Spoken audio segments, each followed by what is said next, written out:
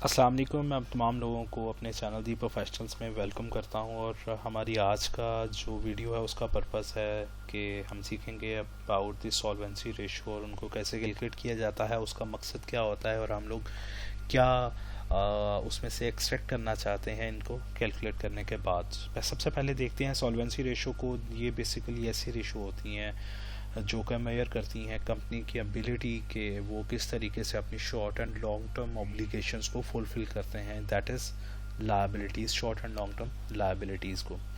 सबसे पहले देखते हैं कुछ डेफिनेशंस को। टोटल एसेट्स आपके होंगे current plus non current assets को जब आप सम करेंगे तो आपको फिगर मिलेगी टोटल एसेट्स की, और इसी तरह से टोटल लायबिलिटीज़ भी आपकी करंट प्लस नॉन करंट को ऐड करने से आपके पास आ जाएंगी।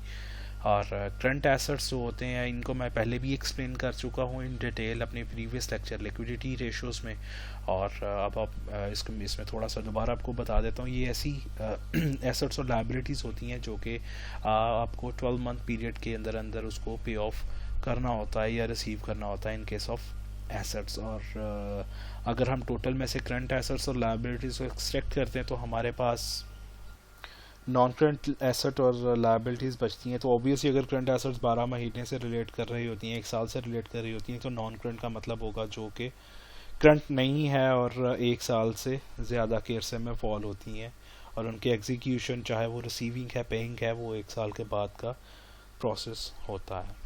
सॉल्वेंसी रेशियोज़ को चेक करते हैं इन डिटेल में। तो एक्विटी सबसे पहले हमारे पास एक्विटी रेशियोज़ में हम कंपेयर कर रहे होंगे अपनी टोटल एक्विटी को with our total asset figure, और सिमिलरली इसमें हमारे पास आगे है डेट रेशियो। इसमें हम कंपेयर करेंगे अपनी टोटल लायबिलिटीज़ को विद आवर टोटल एसेट और उसको मल्टीप्लाई करेंगे 100 के साथ ताकि उसका एक परसेंटेज फिगर हम लोग अज्यूम कर सकें।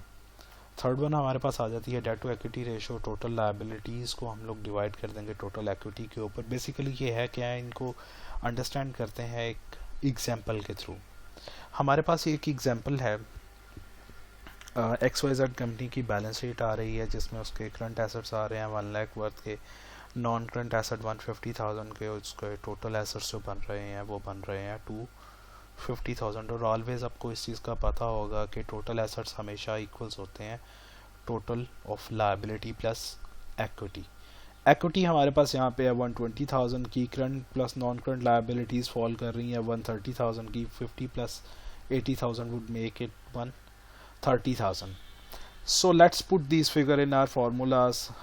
The first one is equity ratio. Equity ratio में हम क्या करेंगे 120,000 वर्थ की जो हमारी equity है इसको उठा कर यहाँ पे ले जाएंगे और उसको डिवाइड करेंगे अपने total assets of worth of 250,000 US dollar, and then we will multiply it with 100 to make it the figure in percentage, that makes it 48%. उसके बाद हमारे पास आ जाती है डेट रेशियो जो कि हमारे current plus non current liabilities को सम अप करके हमारे पास 130,000 आया था, उसको डिवाइड किया टोटल एसेट्स के साथ 250,000 तो ये आ गया 52%।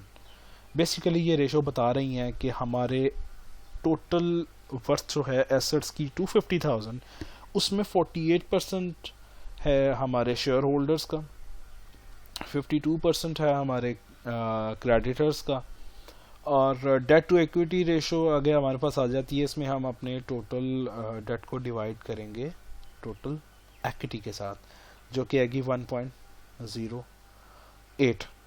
इसको थोड़ा सा अंडरस्टैंड करते हैं। इसको कैलकुलेट करने का बेसिक मकसद ये होता है कि हमारी कंपनी पहली चीज़ तो ये समझने की ज़रूरत है हमें कि बेसिकली कोई ऐसा फिक्स सम नहीं है जिसके थ्रू हम लोग डिफाइन कर सकें कि डेट पोर्शन इतना होना चाहिए किसी कंपनी में और हमारा इक्विटी पोर्शन इतना होना चाहिए, क्योंकि ये वेरी करता है इंडस्ट्री टू इंडस्ट्री। हर इंडस्ट्री की अपनी सेपरेट रिक्वायरमेंट्स हैं जिसके मुताबिक वो अपनी debt to equity ratio assume करती हैं। कुछ ऐसी फाइनेंस के अंदर थ्योरीज हैं जो रिकमेंड कर रही होती हैं आपको कि आपके पास डेट ज़्यादा होना चाहिए, कुछ कहती हैं आपके पास इक्विटी पोर्शन ज़्यादा होना चाहिए। बेसिकली मसला सारा कॉस्ट का है। लाइक डेट के ऊपर आप जो डेट आपकी कॉस्ट होती है उसके ऊपर आप इंटरेस्ट पे कर रहे होते हैं, जबकि इक्विटी के ऊपर आप डिविडेंड पे करते हैं। सम टाइम आप फिर प्रेफरेंस शेयर्स की तरफ जाते हैं जब अपने नया फंड जनरेट कर रहे हो।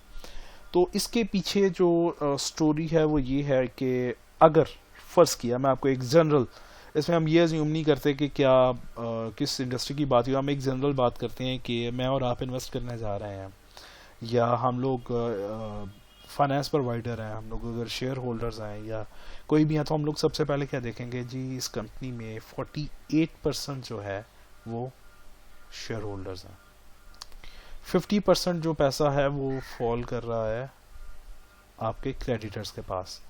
एक तो इसका मैसेज ये जा सकता है कि इन्वेस्टर्स ज़्यादा रिलाय नहीं करते इस कंपनी पे, इसको थोड़ा सा रिस्की कंसीडर करते हैं, या हो सकता है ये कंपनी ज़्यादा डिविडेंड पे ऑफ नहीं करती, या हो सकता है इसके कैश फ्लोज में कोई प्रॉब्लम, कुछ भी इससे मैसेज जा सकता है। दूसरा, फर्ज किया हम इसको रिवर्स करते हैं, हम कहते हैं 52% एक्विटी है और 48% हमारी डेट रेशो आती है, हम इसको उल्ट कर देते हैं, रिवर्स बैक करते हैं, तो इसका मतलब होगा कि इन्वेस्टर्स बहुत ज़्यादा रिलाय करते हैं और ये एक सेफ हेवन समझी जाती है in relation to the investment. दूसरी तरफ हम इसको अगर अज्यूम करते हैं कि क्रेडिटर है वो उससे कंपनी कह रही है कि हमें लोन प्रोवाइड करें, तो जो कंपनी जिसकी डेट रेशियो ज़्यादा होगी, जो फाइनेंस प्रोवाइडर है वो उसको रिस्की कंसीडर करेगा, क्योंकि ऑलरेडी उसके एसेट्स में से 52% तो उसने ऑलरेडी पे करना है। अब अगर फर्दर फाइनेंस पे होगा तो कंपनी के ऊपर ना सिर्फ उसकी लायबिलिटीज़ का बर्डन बढ़ेगा, बल्कि जो उसने एनुअली या जो भी बैंक के साथ उसकी टर्म्स या फाइनेंशियल इंस्टीट्यूशन के साथ जो टर्म्स एंड कंडीशन डिफाइन हुई हैं उसके अकॉर्डिंगली जो उसने इंटरेस्ट कॉस्ट पे करनी है उसका बर्डन भी होगा। इंटरेस्ट कॉस्ट पे करने का मतलब होगा आपके प्रॉफिट कम हो जाएंगे। हाँ, प्रॉफिट कम होने से एक फ़ायदा भी होगा कि आपको टैक्स कम देना पड़ेगा, लेकिन उसका एक रिवर्स इफेक्ट भी होगा कि आपके कैश फ्लोज डिस्टर्ब होंगे, आपकी कंपनी के ऊपर एक प्रेशर बना रहेगा कि उसने अपनी कॉस्ट को कंट्रोल करना है, सेल्स को इंक्रीज करना है, ताकि आपके पास एनुअल बेसिस पे इतने फंड्स आ सके, इतना प्रॉफिट आ सके कि आप अपनी डेट कॉस्ट वगैरह को जो उसकी इंटरेस्ट कॉस्ट है उसको पे कर सकें। दूसरा, इसमें जो कॉस्ट के हवाले से एक और पर्सपेक्टिव है वो ये है कि यूजुअली डेट को रेज करना इजी होता है, इसकी कॉस्ट कम है as compared to equity, equity को रेज करना थोड़ा कॉस्टली समझा जाता है। तो मेरे ख्याल से सफिशेंट क्वांटिटी में इसको एक्सप्लेन कर दिया गया है आज सॉल्वेंसी रेशियोज को। Thank you so much for watching my channel and my video on solvency ratios.